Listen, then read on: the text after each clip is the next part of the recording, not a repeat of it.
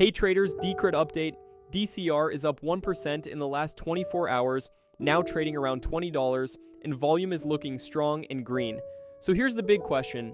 Is this the start of the next pump, or just a setup before a trap? Momentum is building, but smart traders wait for confirmation, not just hype. Watch the volume. Watch the breakout levels. The next move could tell the real story. Stay sharp and trade smart. Also, quick update. We've just released our latest DCR crypto price prediction update. Support and targets revealed.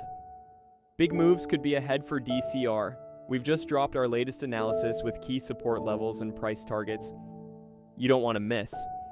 If you'd like deeper insights, check out our Patreon page, link in description and comments.